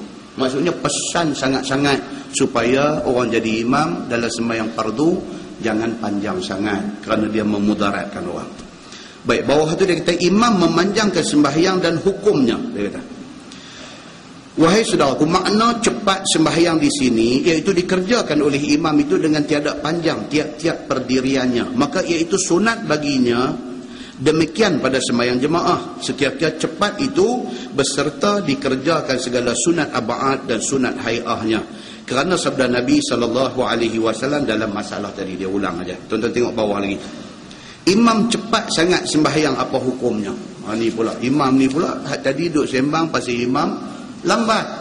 Yang ni pula ekspres sampai sangat-sangat pula. Bagaimana hukum dia? Dikatakannya begini, saya kata. Kata Imam Syafi'i di dalam kemudian daripada didatangkan hadis di tempat-tempat istinbat hukum itu, dikatanya begini. Imam Syafi'i kata, dan aku suka bagi imam cepatkan sembahyangnya. Imam Syafi'i kata begitu. Aku suka kalau orang yang jadi imam sembahyang fardu itu sembahyangnya cepat. Tetapi disempurnakan segala barang yang disifatkan Anas dan mereka yang berhadis dengannya. Sama macam hadis tadi. Sembahyang jangan panjang sangat, jangan lambat sangat, cepat, tetapi jaga rukun dan segala sunat-sunat dia jangan tak buat. Begitu. Dan jika bertambah cepat sembahyang imam daripada barang yang aku suka, daripada sehabis-habis sempurna sembahyang. Kalau hak sembahyang cepat sangat, Imam Syafi'i kata, ataupun yang melampau lambat, cepat sangat ataupun lambat sangat, maka lebih daripada sehabis-habis sempurna sembahyang itu, nescaya aku makruhkannya demikian itu. Cepat sampai sangat-sangat pun Imam Syafi'i kata jangan macam tu, makruh macam tu. Lambat sangat pun jangan macam tu, makruh macam tu. Dia tak sampai haram, tapi tak elok lah. Makruh ni benda yang Tuhan tak suka, dia kata. Tetapi sembahyang itu tiada batal dan tidaklah perlu ulang sembahyang itu. Sembahyang sah, tapi tak bagus lah macam tu. Dan tiada pula atas orang-orang yang mengikutnya itu mengulang sembahyang apabila memperbuat imam dengan sekurang-kurang wajib pada sembahyangnya. Janganlah makmum ni bila imam sembahyang cepat sangat, dia jadi tak puas hati. Sekali dia pergi sembahyang lain, tak payahlah macam tu. Sembahyang tu sah, cuma cepat sangat tu tak bagus. Begitu. Baik, dia kata imam cepat sembahyang serta sempurna bagaimana ni pun ulang juga. Tuan-tuan turun bawah lagi. Kitab ni kadang-kadang dia punya style lagu tu. Dia ulang abang.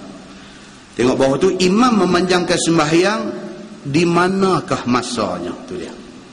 Yang kata imam ni dia nak panjangkan sembahyang dia ni di mana?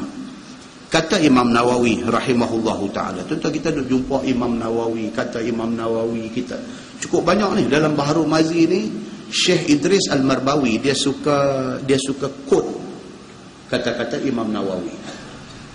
Siapa dia Imam Nawawi ni? Jangan kita duk ingat dia ni macam Nawi kawan kita. Bukan. Dia bukan kecil anak, tuan-tuan. Imam Nawawi ni dipanggil dia dengan nama Abu Zakaria. Nawawi itu bukan nama dia. Itu nama kampung dia. Dia berasal daripada satu kampung yang bernama Nawa. Okay. Di mana Nawa ni? Di Damsyik, Syria. Dia asal sana. Jadi dipanggil dia Imam An-Nawawi. Ambil sempena nama kampung dia Nawa. Dipanggil dia Imam Nawawi. Orang hebat. Bapak tok guru hebat.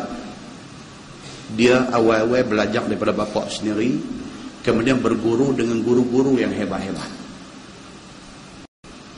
Umur 20 sudah jadi tuan guru.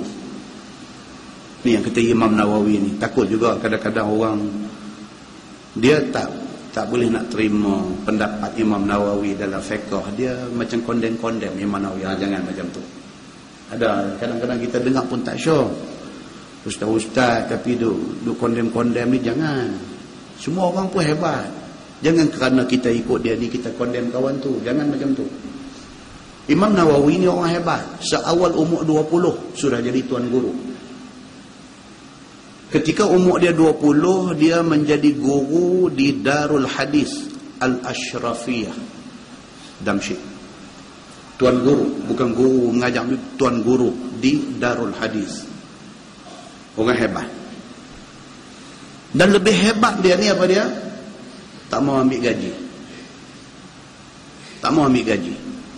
Dia mengajar agama, dia jadi tuan guru di Darul Hadis Al-Ishrafiyah di Damsyik ni. Orang nak bayar lah, dah dia tak mau ambil duit. Duit belanja dia pergi kerja. Hak untuk agama tak mau ambil duit. Kerana kehebatan ilmu agama yang ada dekat dia dan keikhlasan yang nampak pada diri dia dan tawaduk dia, orang panggil dia dengan nama Muhyiddin. Muhyiddin makna dia orang yang menghidupkan agama. Nampak ikhlas dia tu, nampak dia tak mau apa, dia kira dia buat kerja ni kerana Allah. Maka dipanggil dia ni dengan satu panggilan Muhyiddin, orang yang menghidupkan agama. Bila sampai ke telinga dia ni Imam Nawawi ni, bila sampai di telinga dia, kata orang duk panggil dia Muhyiddin, dia bercakap dalam kelas pengajian dia. Dia kata stop panggil dia Muhyiddin, kerana dia rasa dia tak layak nak pakai gelaran tu. Dan kalau terus juga duk panggil dia Muhyiddin, dia kata dia tidak akan maafkan orang yang panggil dia Muhyiddin, dia kata. Oh, dia macam tu tuan-tuan. Kita syok orang duk panggil tuan guru. Dia dah orang panggil dia tak mau, jangan panggil dia begitu. Dia rasa dia tak layak dengan title tu. Itu rendah diri tu, warak tu. Kalau hampa panggil juga aku Muhyiddin, dia kata aku tidak akan maafkan hampa. Serius dia bercakap benda ni. Waktu malam dia sangat sedikit masa tidur. Banyaknya masa beribadah dan masa tulis kitab. Ini yang kata the real ulama ni. Masa malam dia sikit aja untuk tidur. Hak banyak ni ibadah dengan tulis kitab. Sampai hari ni kitab dia tuan-tuan, Riyadhus Salihin. Tuan-tuan pernah dengar? Berapa ramai ustaz duk baca Riyadhus Salihin di kawasan kita ni.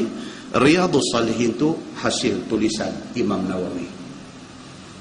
Kitab fiqh yang cukup hebat, mufti seluruh Malaysia merujuk kepada kitab tu. Kitab apa? Al-Majmu', ditulis oleh Imam Nawawi. Kitab Al-Majmu', kitab fiqh mazhab Syafi'i, ditulis oleh Imam An-Nawawi.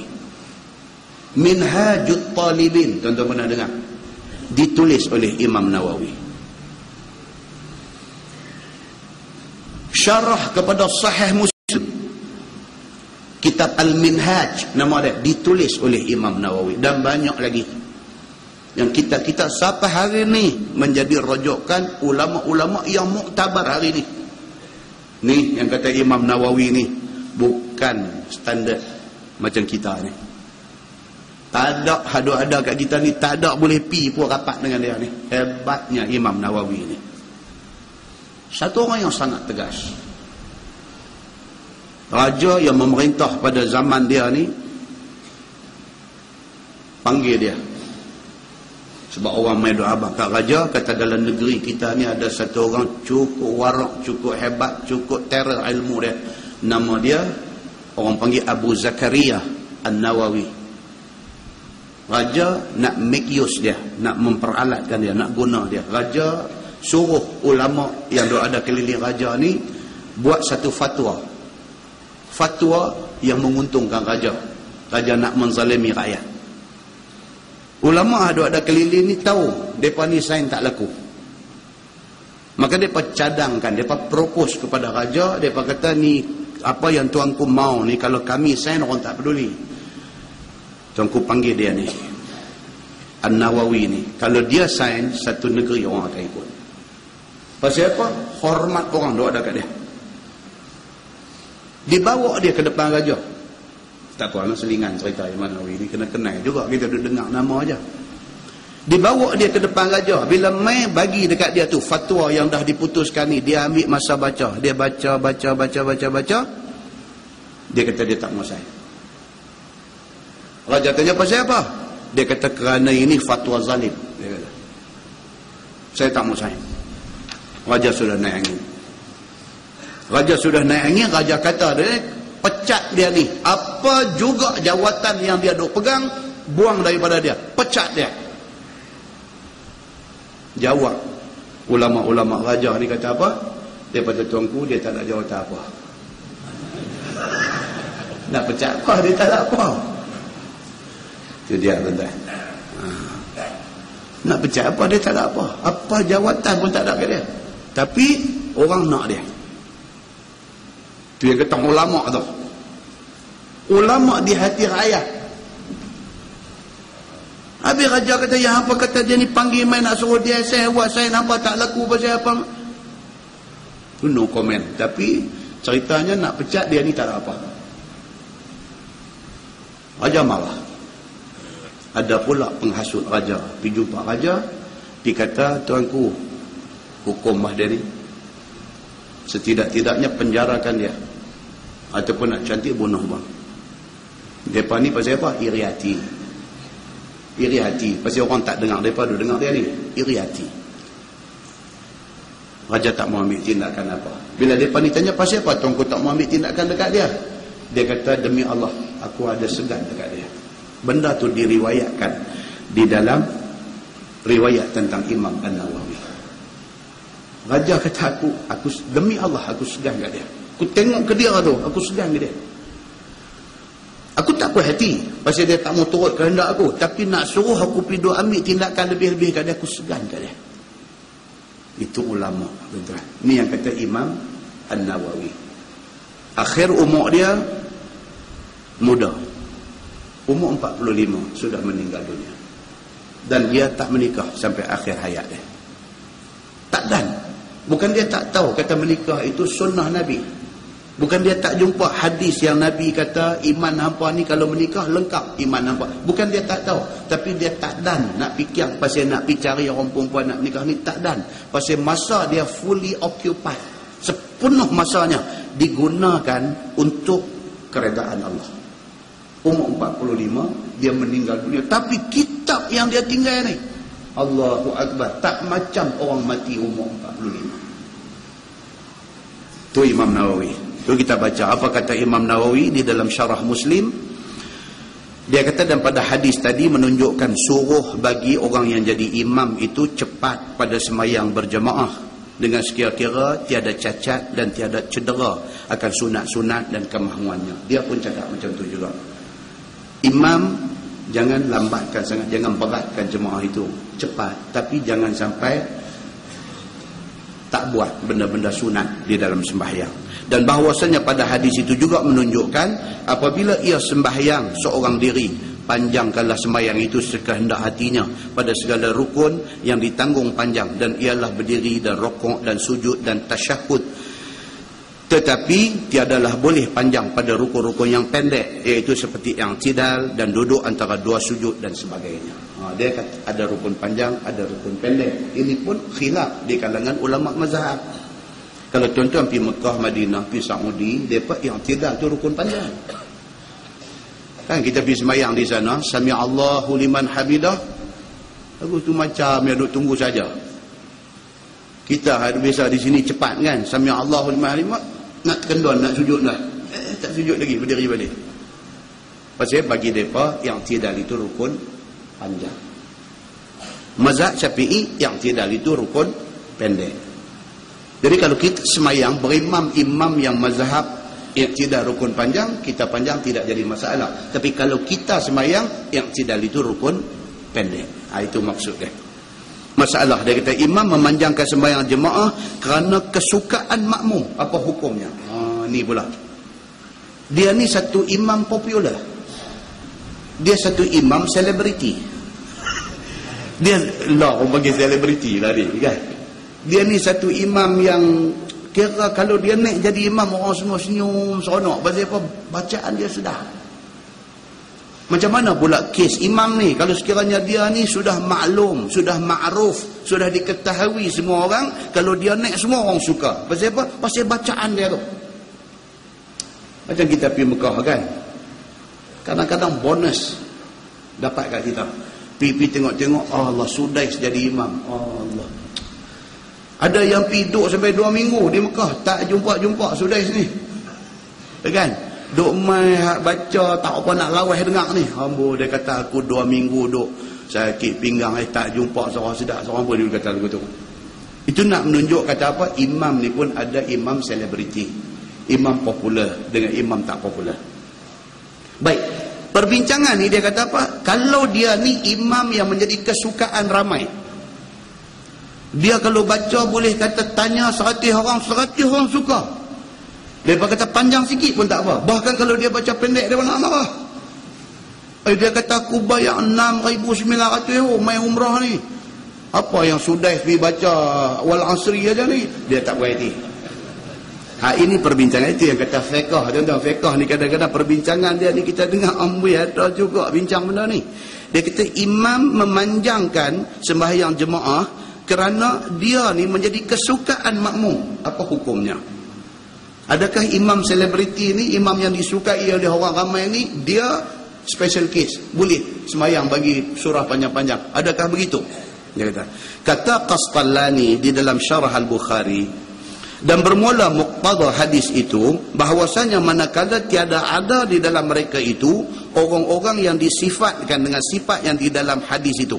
Dia kata kalau dalam kalangan makmum tu tak ada hak orang dia sebut tadi, tak ada orang tua, tak ada orang muda, tak ada orang sakit, tak ada budak-budak dan sebagainya, dia duk anggap kata dalam ni dia tahu semua orang muda, tak ada masalah dari segi nak tahan sembahyang lama.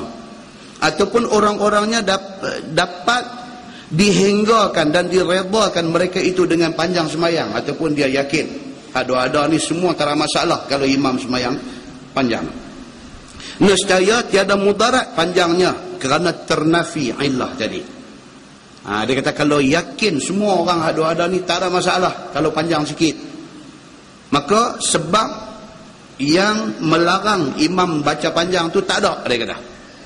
Macam mana?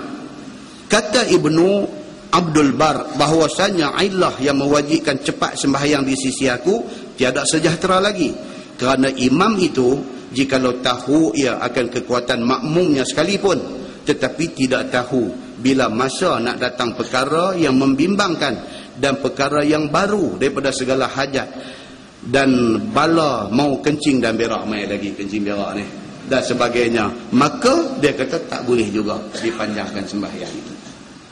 Betul, dia kata tengok semua nampak orang muda, nampak kuat, nampak cergas, tapi hang nak sakit perut tak tahu siapa. Dia kata jadi walaupun dia satu orang yang baca sedap, elakkan daripada memberatkan sembahyang itu, sebab tak tahu dia nak main sakit perut dekat siapa saat lagi. Itu kesimpulan dia. Baik, kemudian dia kata apa? Memanjangkan sembahyang sampai keluar waktu, apa hukumnya? Ini pun satu perbincangan. Kan dia nak cerita kata kalau dia punya panjang sembahyang ni, sembahyang maghrib ni sampai masuk Isyak tak habis. Dia kata ni apa kes ni? Ya ni mau ambil tongpet atas belakang dia lah. Baik, dari segi hukum pula. Dari segi hukum boleh tak boleh? Boleh. Dia kata pasal apa? 1 rakaat di dalam waktu, lagi 3 rakaat di luar waktu, sembahyang itu sah. Dari segi hukumnya begitu. Tapi kalau dengan kerana dia tahu hukum lagu tu, dia pergi balon daripada 7.30 start maghrib dia, habis pukul 8.40. Baru habis bagi salam sembahyang maghrib. Dia tu mau pergi gulung dan sejadah ni, gulung-gulungan dia dengan sejadah pergi buang dalam sungai Buang 5 tu. Ada tapi dia buat kerja lagu tu, dia kata walaupun dari segi hukumnya dia kata sembahyang itu sah. Wallahu a'lam. Lepas ni kita tengok fi tahrimis salah wa tahliliha, cerita tentang sempadan haram dan juga halal sembahyang itu. Kan tahrim dia kita dah gazet dah hari tu ni, apa dia tahrim dia? Dia kata apabila takbiratul ihram, sebelum takbiratul ihram kita boleh makan, boleh minum, boleh apa. Tapi bila Allahu Akbar tidak boleh makan, tidak boleh minum, tidak boleh apa. Maka sempadan tahrim ialah takbiratul ihram. Sempadan tahlil kita dihalalkan balik untuk makan minum bila bagi salam. Jadi dia nak cerita tu, dia nak cerita apa yang berlaku di antara in between tahrim dengan tahlil itu. Apakah yang berlaku di antara dua tu. Kemudian insya-Allah akan datang lagi fi nashril asabi' inda takbir. Cerita bila takbir sembahyang, dia kata jari di apa ni? Nasri ni, direnggangkan jari ketika takbiratul ihram. Dan di bawah tajuk tu dia akan bincang detail tentang kaifiat takbiratul ihram. Yang kata nak angkat tu tang mana? Angkat takat ni kah? Angkat tang ni kah? Angkat sampai tinggi kah? Macam di mana sempadan dia, dan hadis sebut macam mana? Ukuran dia, ujung jari nak duduk tang mana? Nak, semua ada penerangan detail di dalam hadis. Kan? Pasal cara ni macam-macam. Ada yang naik lagu tu saja pun ada. Lagu tu ya. Lagu tu macam yang nak buka. Okey. Rokok pun sama. Tajuk akan datang lagi, dia akan main cerita masa rokok. Keadaan jarinya macam mana. Rokok tu satu bab. Jari ketika rokok tu. Adakah jari itu rapat ke? Jari itu direnggangkan dah masa duk cekak lutut tu. Dia rapat ke dia renggang? Itu pun ada hadis cerita. Demikian masa sujud. Masa sujud jari kita yang duk atas lantai, atas sejadah tu rapat ke buka ke? Juga diterangkan di dalam hadis Nabi. Yang tu yang Nabi kata apa? Sallu kama ra'aitumuni usalli. Semayang macam apa tengok aku semayang. Nabi buat macam mana? Jadi benda ni tuan-tuan, bila kita baca, kita tengok hadis-hadis ni dan kita tengok apa perbahasan ulama tentang benda ni, kita tahu kedudukan dia macam mana. Yang itulah seronok bila kita baca bab-bab yang menyentuh tentang ibadat harian kita ni. Kemudian dia main lagi, kemudian esok ni dia main lagi cerita tentang, panjang ni cerita renggang jari ni pun. Cerita fi fadli takbiratul ula. Kelebihan kita dapat takbiratul ihram bersama imam. Kadang-kadang kita take for granted benda ni, kita anggap mudah. Janji kita dan masa tahiyat akhir pun tak apa, kita dapat sembahyang jemaah. No, ni sahabat dia rebut tu takbiratul ula. Takbir hak mula dengan imam tu. Hak tu depa tak mau miss. Kita main macam gemak Hindustan ni dan bergantung tang ujung. Kereta api duk jalan laju dah, liga lompat pergi pegang sebelah tangan dia. Duk heret lutut atas jalan kereta api ni. Lepas tu baru pelan-pelan agak naik boleh duduk belakang tu buat alhamdulillah dah. Kan? Sahabat dia tak mau yang tu. Dia kira sama dengan driver naik dia mau doa dah. Dia nak dapat takbiratul ula, takbiratul ihram hak mula tu. Apa kelebihan dia? Apa yang Nabi SAW bagi tahu. So bab-bab ni apa dia tuan-tuan? Dia adalah bab yang nak menyempurnakan ibadat kita. Kita ni insya-Allah sembahyang 5 waktu, insya-Allah kita tak tinggal. Cuma nak elok lagi ya. 5 waktu dah duk buat dah. Nak bagi cantik lagi. Okey, dari segi kuantiti 5 waktu sudah buat. Kualiti sembahyang, tiap-tiap satu sembahyang tu kualiti dia kita nak bagi elok. Itulah yang membezakan kita hak mengaji dengan orang hak sembahyang tapi tak mengaji. Di situ beza dia. Seronoklah dengan ilmu yang Allah bagi dekat kita ni, kerana dia boleh menyempurnakan ibadat kita. Kita tangguh dengan tasbih kafarah dan suratul Asr. Subhanakallah. Asyhadu an la ilaha illa anta astaghfiruka. Bismillahirrahmanirrahim. Innal insana lafi khusr illa alladhina